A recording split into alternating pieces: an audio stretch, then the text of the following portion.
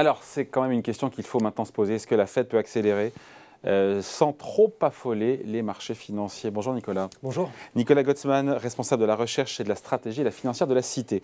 Cette nervosité sur les marchés financiers, évidemment, on la sent. La volatilité est remontée, notamment sur les actions, sur les obligations aussi. Ce qui déstabilise, c'est un mauvais cocktail qui déstabilise les marchés, c'est évidemment le variant Omicron dont on attend un petit peu d'avoir les résultats en matière d'infection et d'hospitalisation. Et puis il y a cette sortie de Jérôme Powell de la semaine dernière qui, pas tout de suite, il y a eu un petit temps de latence et tout d'un coup les marchés se sont mis un petit peu déstabilisés. Oui, ce qui se passe effectivement, c'est qu'on a maintenant sans doute une accélération du calendrier de la Fed, c'est-à-dire qu'on estimait au départ qu'on allait avoir, même encore 6 mois, on pensait que la première hausse des taux serait pour 2023, ouais. Même les gens de la Fed le pensaient. Et en fait, ce qui se passe depuis plusieurs mois, c'est que finalement, la force de l'économie américaine surprend à la hausse. On a des chiffres qui sont quand même excellents. Et ce qui est, je pense, pas celui de vendredi. Hein. Celui de vendredi sur les créations d'emplois. 210 000 créations d'emplois, le tiers quasiment de ce qui était attendu, 550 000. Vous me direz des salaires qui augmentent toujours de 4,8% sur un an. C'est une petite déception quand même. Ce n'est pas une stat qui complique un peu la tâche de la Fed, là, pour le coup? En fait, ça, c'est un chiffre qui est un peu ambivalent, parce qu'en fait, le chiffre de l'emploi qui est donné par le BLS, donc qui nous a été donné vendredi, en fait, il y a 2 enquêtes qui sont menées par le BLS. Il y a une enquête qui est menée auprès des entreprises, ouais. Et celle-ci sort le chiffre que vous avez donné, effectivement, de 210 000 créations d'emplois, et où il y a une deuxième enquête qui est l'enquête auprès des ménages, et qui, elle-même, sert de référence pour le calcul du taux de chômage. Or, selon l'enquête faite auprès des ménages, on est à 1 135 000 créations d'emplois, c'est-à-dire qu'il y a un décalage de 900 000 créations d'emplois entre les deux chiffres. Et ce qui a permis d'ailleurs au chiffre du taux de chômage de passer de 4,6 à 4,2. Donc c'est un chiffre énorme sur l'enquête ménage, un chiffre relativement faible pourquoi entre tout le monde parle uniquement, tous les mois on parle des créations de postes? Mais bien sûr, alors c'est parce que c'est le chiffre le plus fiable. C'est le chiffre le plus fiable. C'est celui qui est sur le Business Survey. Restons sur le chiffre le plus fiable alors. Alors oui, sauf que l'autre sert au calcul du taux de chômage, qui est aussi un élément qui est pris en compte aussi par la Fed.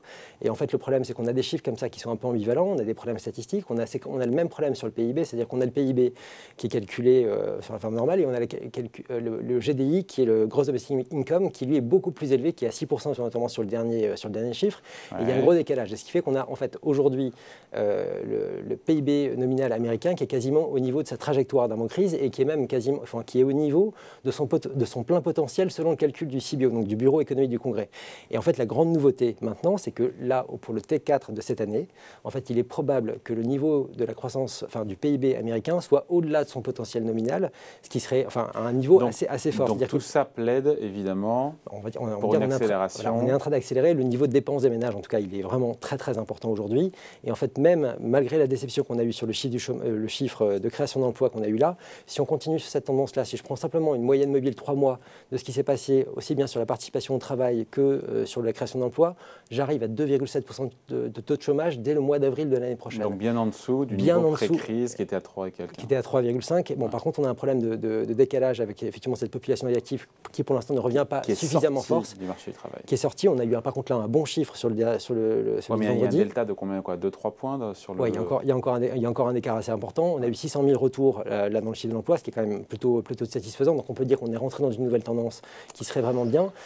Mais en gros, l'économie américaine est extrêmement forte en ce moment. Et pour le prochain trimestre et le trimestre, on va dire le T1 2022, on pourrait avoir encore une fois un niveau d'économie américaine qui soit largement au-dessus de sa tendance. Donc tout est justifié macroéconomiquement pour cette accélération. On a des éléments, de la part de la Fed. C'est ça. Et on peut le justifier de ce côté-là. Ensuite, il faut faire très attention. Et c'est là où je pense qu'on voit le décalage qui peut exister sur le marché, parce qu'en fait, le chiffre de l'emploi qu'on a eu vendredi, et malgré des chiffres quand même très forts sur l'économie, on voit quand même des taux d'intérêt sur le long terme qui sont passés à la baisse. On est même passé en dessous du 1,40 sur le 10 ans américain, ce qui montre que là, il y a vraiment une défiance. C'est-à-dire, en gros, le marché estime que la réaction aujourd'hui de la Fed par rapport à la situation pourrait conduire en fait l'économie à un niveau qui serait inférieur au potentiel qu'on pouvait estimer encore avant.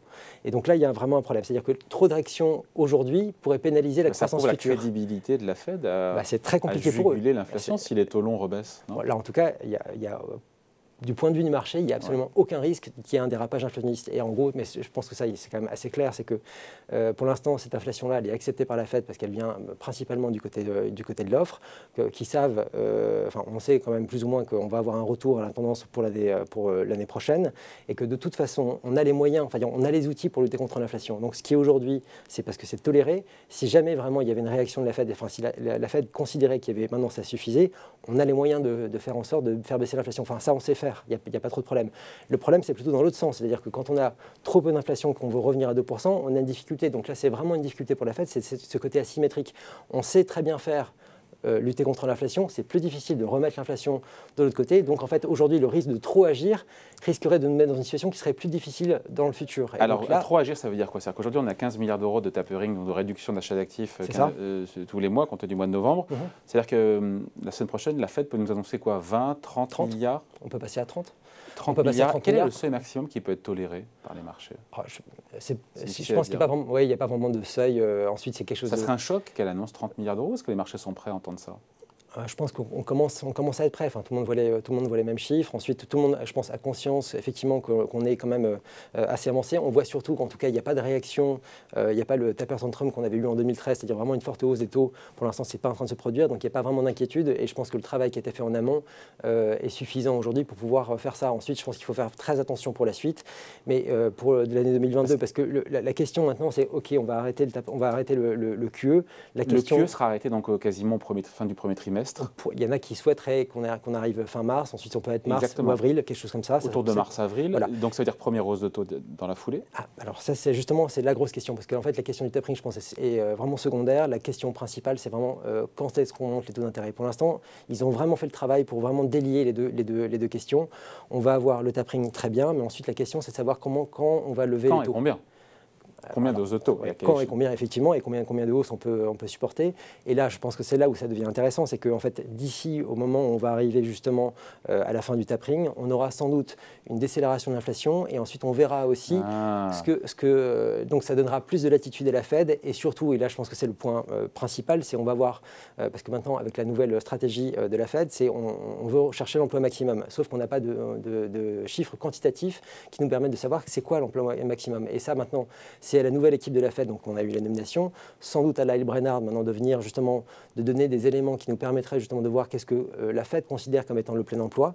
Et à partir de ce moment-là, effectivement, on aura les conditions pour savoir quand est-ce qu'on aura la hausse des taux. Mais ce n'est pas du tout garanti qu'on l'ait au milieu de l'année prochaine, ça peut être plus tard, et justement en fonction du niveau d'emploi, et surtout je pense à l'affaire de la Fed, c'est-à-dire si jamais l'inflation recule assez fortement et revient à 2%, comme pour l'instant l'estime le staff de la Fed pour la fin 2022, ça leur donnera plus de temps pour pouvoir agir. Donc le risque de politique monétaire, il est plus tellement sur le tapering, il est plutôt sur les premières hausses de taux. Oui, c'est vraiment. De toute façon, maintenant, ça fait un petit moment. Le tapering, je pense qu'il a été bien amené. On s'en doutait. On savait déjà, 2013, il y a des erreurs qui ont été commises. Ensuite, la BCE, quand elle avait fait le sien en 2018, ça avait été mieux fait. Et je pense que la Fed a appris de son erreur faite en 2013. Elle a appris de ce qui a été fait aussi par la BCE. Et elle a encore amélioré le processus. Pour l'instant, ça tient.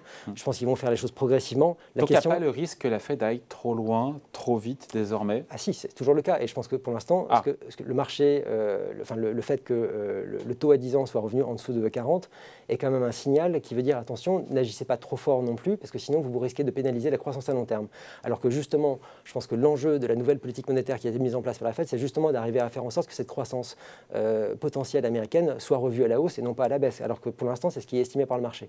Mais là, je pense que le marché a besoin de voir. Qu'est-ce qui pourrait surprendre négativement les marchés aujourd'hui? S'il y avait quelque chose qui serait vraiment une sortie qui serait considérée, que je pense, comme un état de panique, c'est-à-dire de se rendre compte qu'ils sont en arrière, qu'ils ont besoin de réagir trop fortement, ça je pense que ce serait vraiment très très mal vu par le marché. On n'en est pas là, mais il y a quand même un gros retournement de veste la semaine dernière.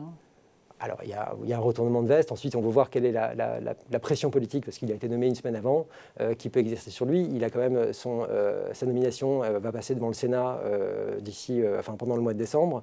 Il y a une pression politique qui est exercée sur lui. Le problème politique numéro 1 aujourd'hui aux États-Unis, c'est le niveau d'inflation. Donc, évidemment, il doit se présenter lui comme étant en haut, nécessairement devant lutter contre ce phénomène-là. C'est compliqué parce que en fait, c'est pas son agenda de moyen long terme, c'est pas ce qu'il voulait faire. C'est un agenda politique qui est celui de l'administration Biden qui l'a reconduit aux affaires. C'est ça, et qui va subir une élection l'année prochaine et qui pour l'instant est très mal parti. Et donc ça, c'est vraiment un problème dont lui doit tenir compte, évidemment. Bon voilà, merci beaucoup. Explication signée Nicolas Gottsman, responsable de la recherche et de la stratégie à la financière de la Cité. Merci. Merci.